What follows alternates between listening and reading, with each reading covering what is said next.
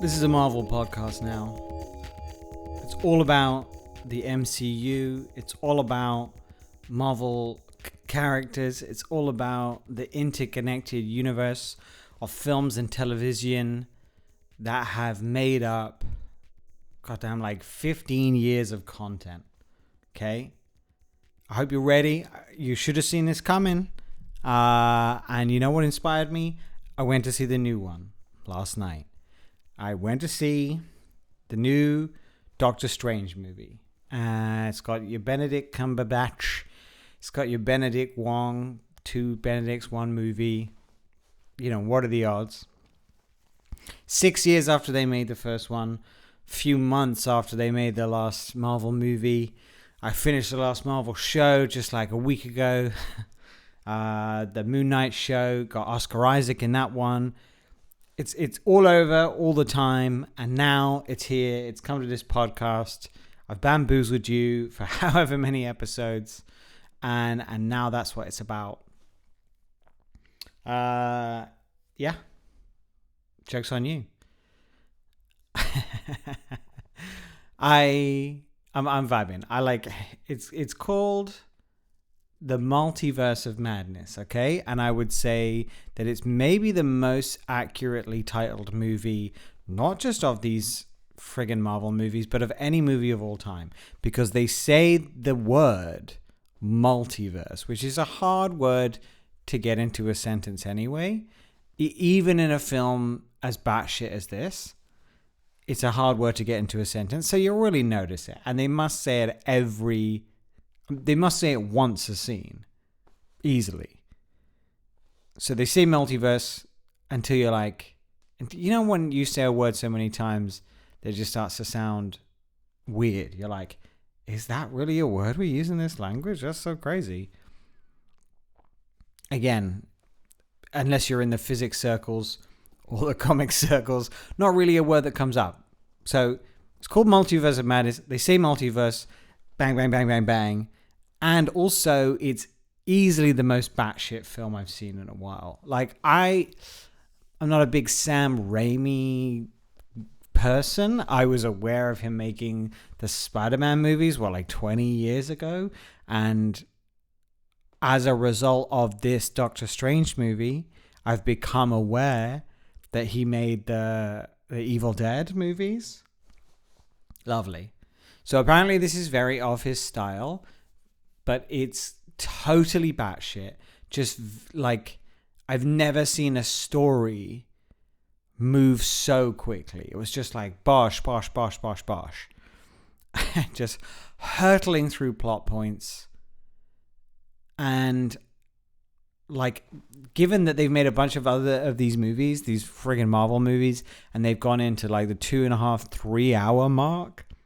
The fact that this much happened and they compressed it down to just over 2 hours, I think contributed to the forward momentum. And also the things that occurred in those 2.5 hours and the plot points were fully batshit. There was a multiverse involved. There's demons, there's magic, magicians in general. There's multiple realities, multiple versions of people that we know, people that we haven't known yet, people that we've seen in other films that weren't previously connected to this, and now they're in this. Just quick fire for 2 hours with Benedict Cumberbatch's what used to be a terrible, I think, not being American, terrible American accent. And now I think he's got good at it, so it's all good. So, as if he needed to convince me of the reality of the situation with his accent, as if that's what's divorcing me from this being a realistic movie. Anyway, I'm telling you this because I love these movies. Or let's be more realistic. I love going to these movies. Have you ever been to a movie by yourself? Because not everyone has, and that still kind of freaks me out. But I do it a lot. I like it. I in some ways, I prefer it. I think that of the vast majorities of movies I've seen post-COVID, and then a whole bunch of them pre, I've gone by myself, and it's a good time. But not a lot of people do it. Or at least that's a reaction I still seem to get. Like, oh, like by yourself? Like it was just you? Like, no one else? Like, you didn't get stood up? No, but thank you for asking. The first time I went on a really bad date was also the first time I went to the movies by myself. We weren't supposed to go to the movies, but there was like this, like, I don't know, like a box park out of town, right? Still there now, not past tense. And there's like a massive cinema. And then there's like a trashy Italian place to eat. And then there's a bowling alley. And the bowling alley has like arcades, all the usual shit, right? Just fun for all the family, right? All in a row, and the next major piece of land is the car park that serves it, and then you've got to like drive to fucking anywhere. Americans are used to that. Maybe I like North Americans especially. That's weird for me. Whatever. That's not the point of the story. So we're set up by friends. Maybe even we're young enough that maybe even our mums are involved. Trying to remember. Bloody hell. It was a long time ago. Our parents definitely dropped us off and picked us up. Hopefully not together. No, because I arrive at the bowling, right? And she's there and I'm like, fantastic. And then two of her friends turn up. Now, you know, I'm more of a feminist now than I was as a tween. And I understand how women can have every right to perceive unsafety on a first date. But I just want to reiterate that we were children at a bowling alley.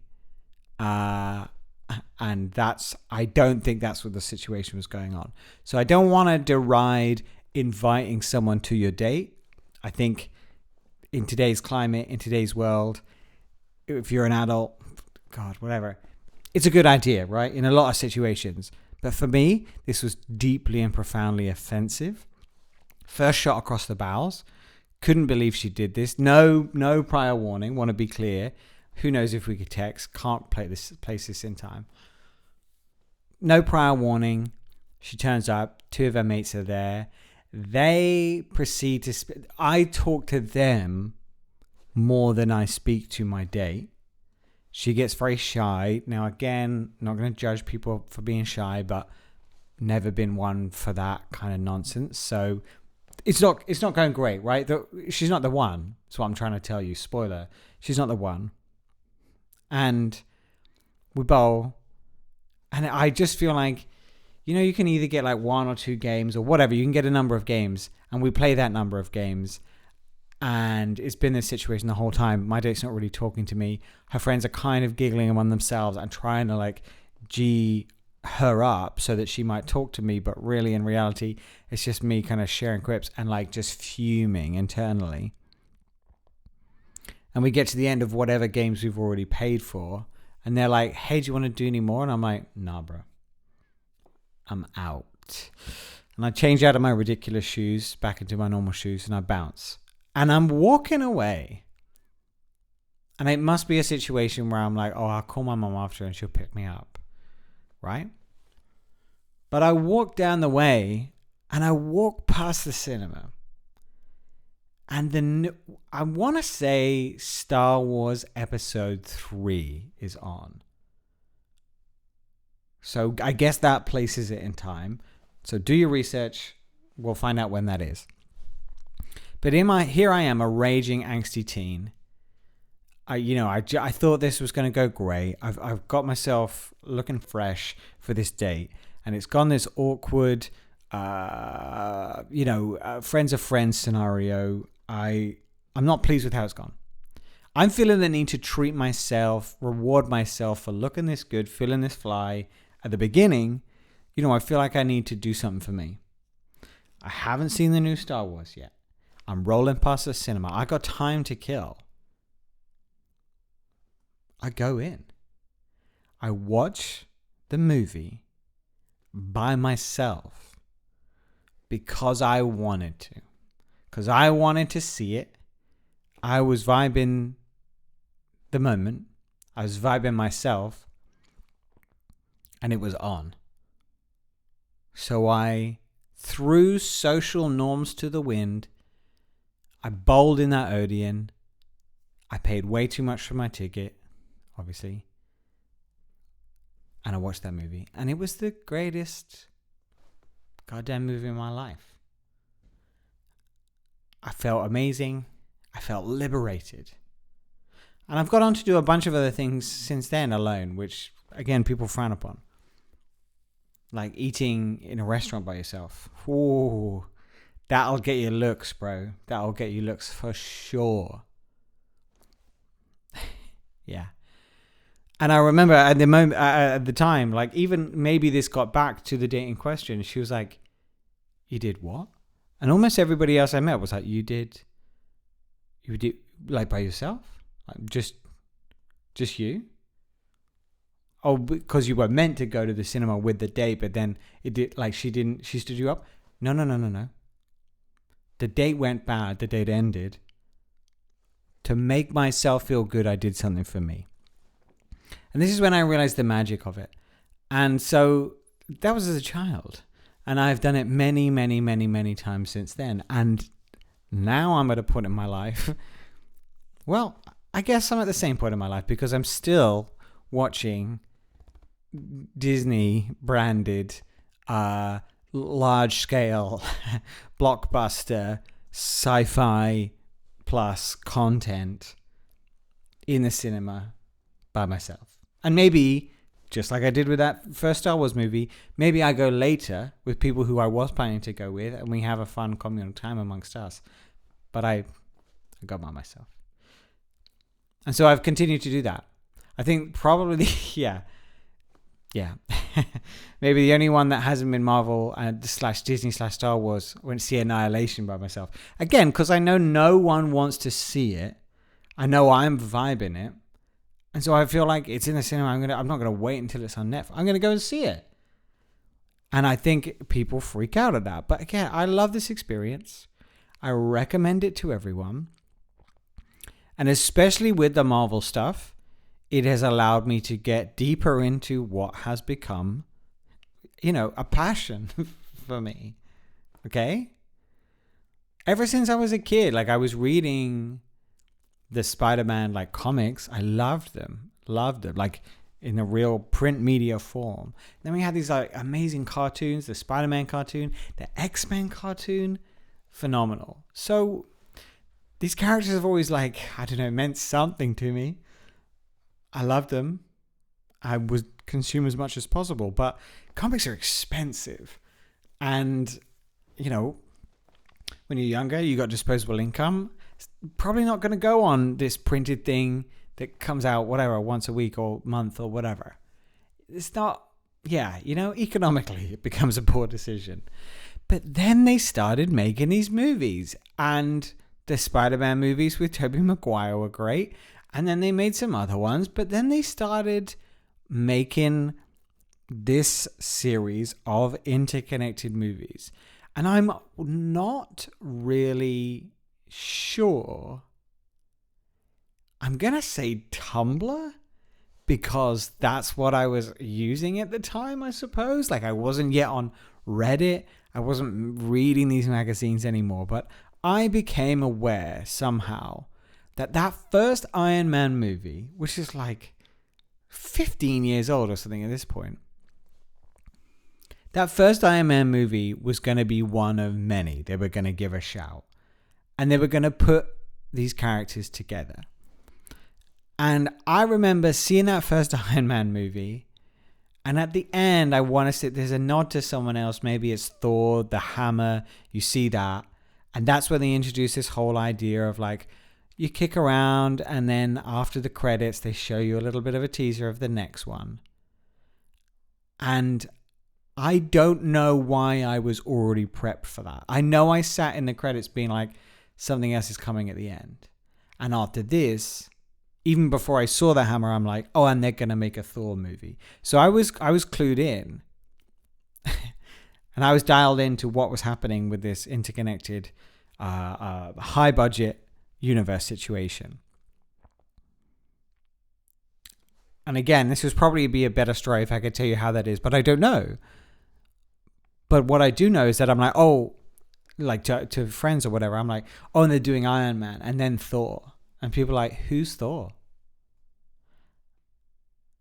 And I don't know if you've ever had that moment where you feel like you've dumbed down what you're saying for your audience. Not because they're dumb, just because you know that you know a bunch about it and you're trying to like get people on board, and you got to give them a little piece of information to get them enticed. You can't overwhelm them with the whole thing all at once. And you think you've done that. You think you've properly packaged the information for a beginner to jump on board. And you say something like, yeah, hopefully they'll include Hawkeye rather than Ant-Man in the first Avengers. And people go, what the fuck are you talking about? When does Superman turn up? And it's at that moment I'm like, oh, I know a lot about this. And I'm in this world. And I think that I can't think of a time in my life when I wasn't in this world. Because I'm buying the comics as a kid. I'm dressing up as Spider-Man as a tiny kid. I'm watching the movies. I'm watching the cartoons. I'm buying comics now that I'm a bit older and I do have expendable cash to go on like the proper, like, when they put a bunch of a collection together, right? I'm in this world. So they start putting these movies out and I'm like, holy fucking shit, here we go. And I've never turned back since. I've seen every single one multiple times. I've seen all of the shows as they come out. I watch them the day each episode of the show gets released, now that they're on Disney Plus as well. And then I try and go back and watch them again before the next thing comes out. And I know what movies are coming out in the next few years, what's scheduled, what actors are going to be playing what parts, and what possibly might be happening in each of them. Now I've moved from, like, Tumblr's dead, but now I'm on like Reddit, and now I'm watching like YouTube recaps, and I'm 125% in this world. I know everything about everything. And so when you go to the movies by yourself, or if you've dragged along an unwitting victim, that is barely a moment in the time that you've committed to this universe. Because you've been on the forums the day before. You've been, you're going to watch a YouTube after. You've got another film coming out in a few months. So this 2 hours that you're in the cinema is just a step on that whole fucking journey that is taking an inordinate amount of your time at this moment in your life. But it is joyous. I mean, maybe I'm thinking about it the wrong way around, right? Maybe it's joyous because it's brief. Maybe I'm talking about a wider idea there, but because you've had that build up, because you've had, in some cases, there are payoffs in the movies, like I say, that are like go all the way back to the first one of these movies, or especially with the last two that they've brought out, they're now referencing every Marvel movie that's ever been made since the turn of the millennium. So we're now dealing with 20 years of on-screen movies you can reference, including like characters and like actors reprising those roles. So now we're getting into this intense meta scenario, again fitting of a movie called The Multiverse of Madness. It was crazy with these kind of like callbacks and meta conversations on like what it means to be watching one of these goddamn movies again. But also because there's this other, again, like 60, 80 years of comic book history for some of these characters. And the movies like either draw directly from classic tales or like remix them in a way. But even then, it's like just being in the cinema in 2022 is in itself a fantastic experience, because I mean that's the most people I've been in a room with in a long time. Like, you know, maybe we're gathering outside and that's fine, and maybe we're still wearing masks, so you don't ever forget, but you're in a room with that many people. But even before COVID, like seeing the last Avengers movie, like the anticipation was so intense. And there were moments when things happened on screen that the whole audience gasped or held its breath in whatever other kind of anticipation, or cheered. Like there was more than one moment where people stood out of their seats and cheered for what was happening. And sometimes it was like the good guy getting the good, but other times it was like, oh man, we've been waiting to see this since this actor first started playing this. And that kind of shared experience, I have to assume that's what like people talk this way when they're talking about like, I don't know, sport. You know, I've never been that into it myself, but like it's got the same, you know, you've got the same history. You've got the same like focus on minutia of detail, like stats and you know, trades and transfers, and the characters in play, characters retiring, new people being brought in, talent surprising you, and you know, thinking about it from a business side of things, but also what's happening like on the pitch, on the ground, like whatever. So there's the production of the industry, the sport, or in my case, the Marvel stuff. But also there's like the meta commentary of like what's happening leading to that moment. And yeah, again, I've never got there with any kind of sport, but I know people are obsessed about it. And again, okay, maybe the most, how long's a game, right? Maybe there are a few more of those. But you sit down for X amount of hours and you watch the game, and that's the moment. But then you talk about it afterwards, and you know it's coming before, and you know the next game is coming up on this certain date. So, you know, that's the sense of community I'm feeling. And I'm feeling that even when I go to the movies on my own. I went the other night by myself, and I watched this thing, but we're all laughing together. We're all gasping together. We're all cheering together. And, you know, it's hard for me to know. Like, it's hard for me to question, are these movies, like, objectively good? Because I think that that's an unfair way to view them. I think at this point in time, it's like, imagine if your favorite book series has been made into a TV series and someone's like, oh, is this one episode of the series good? Probably not. It's probably really shit to watch. It's probably like, oh, there's way too many characters.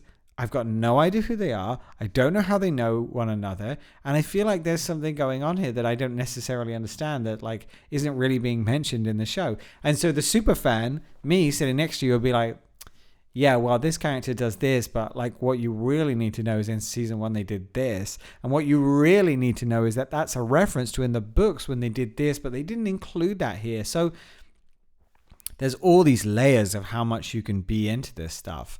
And I'm telling you now, I'm all the way in. And I love it. And yeah, again, being in the cinema the other night was so interesting because like a few rows away from me, seats away from me, this guy and his girlfriend, and didn't seem like the girlfriend was into it, and he was very into it.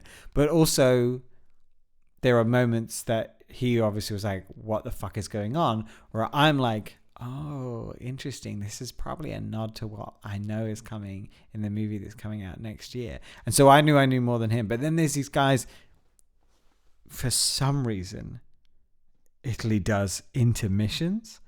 It's, I guess 2 hours is a long movie, but they don't even give you enough time to like go to the bathroom. So whatever. So it shocked me most when I went to see a different movie and the main character got knocked out and we went to intermission and I didn't know it was coming. So I thought it was just the end of the movie. And I thought it was a very bold way to end that movie. Anyway, same thing happened here. Main character gets knocked off a cliff or something like this. Go to intermission.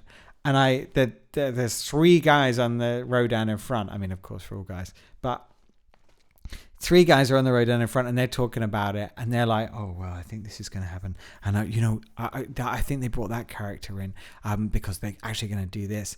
And now I'm like, okay, I think we're on the same level here. But they still, I saw them experience as much shock as I did when a particular reveal happened. And even though this isn't, you're not watching this because you're a Doctor Strange fan, and maybe you've stumbled across it for that reason, but I'm trying to keep it spoiler free, so I'm not going to say who, but it was a hell of a moment. There's a particular moment when 3 huge reveals happen, bosh, and they're just very rewarding, and they enjoyed it, I enjoyed it, and even the girlfriend, the poor long-suffering girlfriend, enjoyed it because she's wrapped up in the moment.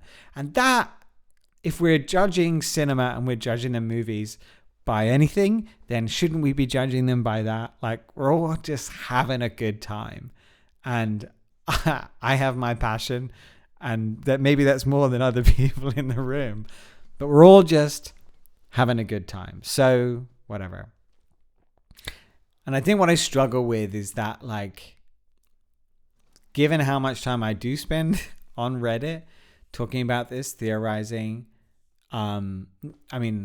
reading other people talking about the things that I'm currently theorizing. I'm a lurker. I just tend not to post anywhere. It's like there's obviously a negative side to it. If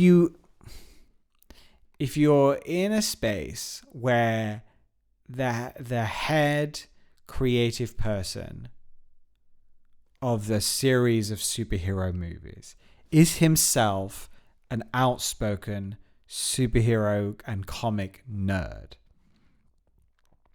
then he knows his audience, right? By definition, he knows who's watching because it's him. And he knows, for that reason, how to fuck with us. And the community that surrounds these movies believes that we have a relationship. We do, of course, but the relationship, there's an element of fan to it, but ultimately, he's a huge movie studio executive and we're just the paying public. So it's not that reciprocal.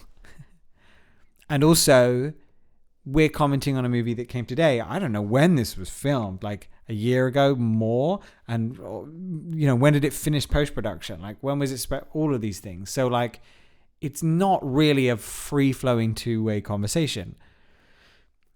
But for that reason, and especially now that we're into, again, 15 years of movies, referencing potentially up to 20x years of movies, and referencing decades of comics, we're at this point now where they're really expanding the list of those characters from all those other media that's in the newer films. So now you can guarantee that you see one film and you're going to see 10 different characters. And again, they still have space in these newer ones to surprise us.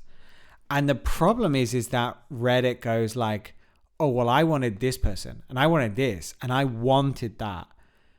And we get into this really strange territory with content that I don't get. Because I loved watching this movie and I love talking about it and I love talking to you about it. But I'm happy with what I got. And I'm like, oh, it'd be cool if they made another one. Oh, they are making another one? Fucking A. I'll watch that as well. But people get this sense of entitlement. They're like, oh, well, they didn't bring in this. They didn't bring in my favorite character. They didn't do this thing I wanted to do. Oh, I wasn't happy with who they cast there and the characterization. And that's fine. Those are all valid opinions if they're just your opinions. But it morphs into this like Marvel hates fans kind of chat.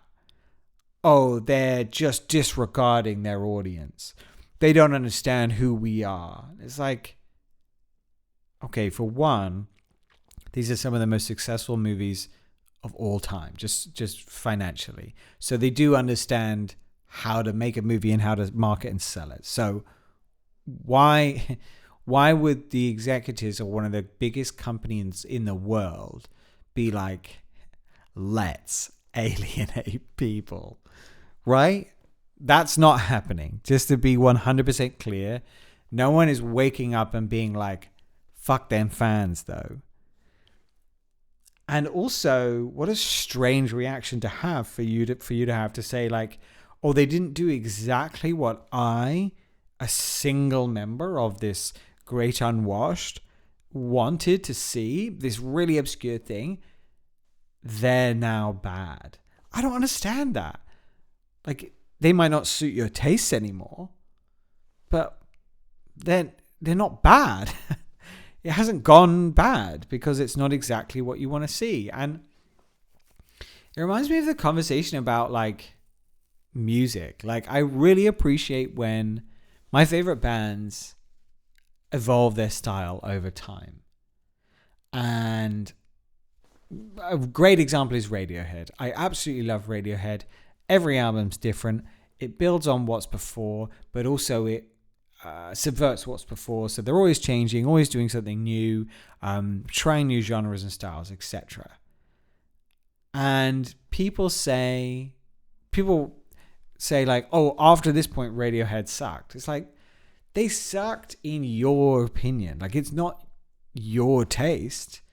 But surely there comes a point where it's like, if you think that Radiohead suck after the Bends, that's album 2. And they've put out 9 albums. So you're holding on to something that doesn't exist anymore. It doesn't, like, that's not the band they are anymore. That's not the music they make anymore. So it's perfectly valid for you to only like albums 1 and 2. That's allowed. But you can't say that Radiohead are the broken ones when they've done 7 more albums that are different. You're in the minority. If you hold a minority position, you can't say, oh, the majority is the bad part. Or I don't know. Maybe you can. But I find that conversation very strange, especially with the with these kind of media, right? Movies and films and books and comics, right? If you feel like the newer ones suck, you can go back to the old ones. I feel like, I think it was Tyler the Creator that said this. It was like, if you are upset about somebody's new music or you want them to go back to their old style, you yourself can go back to their old style because it's still there. It's still available. You just got to go back and press play on the thing that you already own. And that's that. Problem solved for you. And the artist can continue evolving. And if you want to pick them up later and you want to give them another try, great. But like,